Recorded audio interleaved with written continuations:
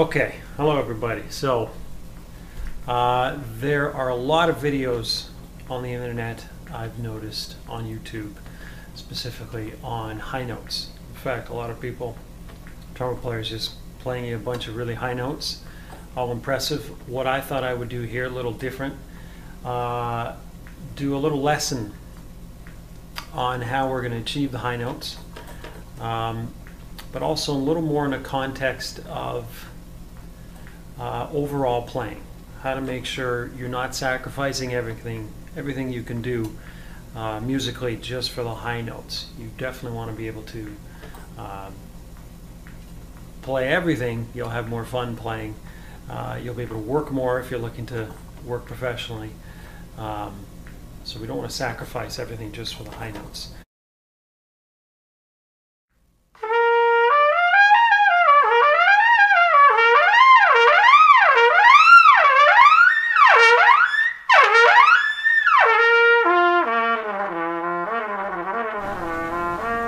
Okay, so let's talk fundamentals.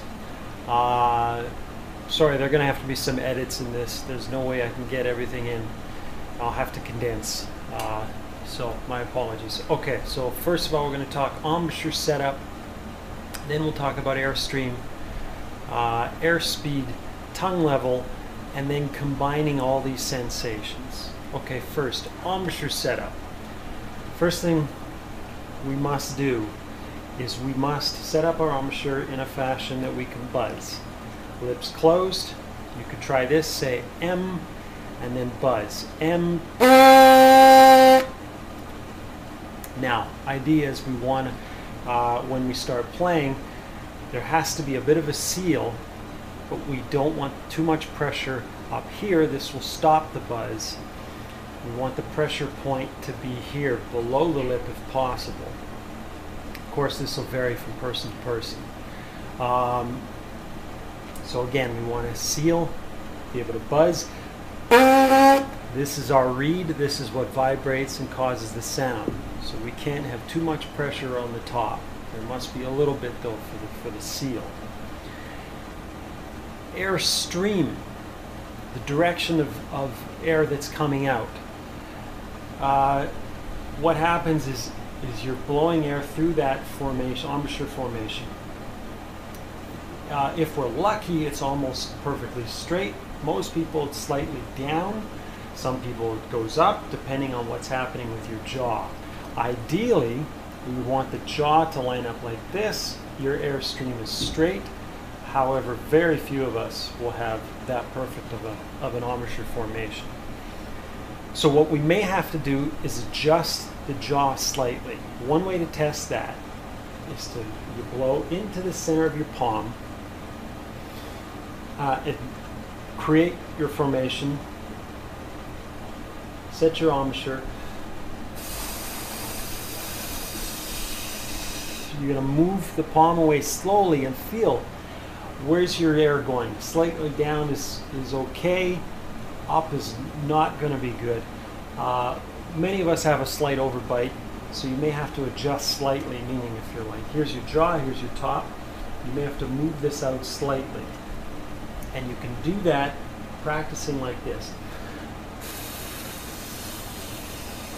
Trying to get that jaw in place. Okay, so that's step 2. Air speed is how we're going to generate range, higher notes.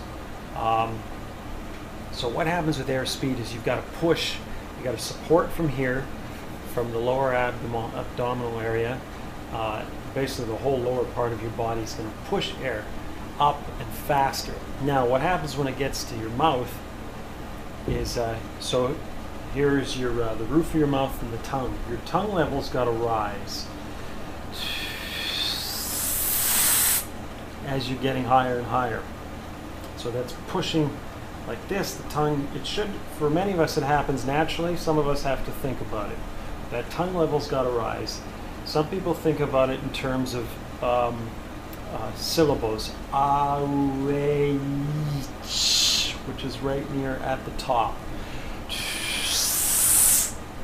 So tongue level, that's got to happen. As that's happening, you're pushing all that air faster. the chops have to hold. And that's where these muscles come in, and they have to just squeeze and hold and yet allow that top lip to vibrate unimpeded. It's got to still be able to vibrate. Meaning we can't apply too much pressure to the top lip, even though we're going to need some more pressure. So that's what we want. Again, more pressure here if we can. Okay. Then we have to combine all these sensations together all at once. And that's where it gets tricky. Great. Hopefully I can do it here.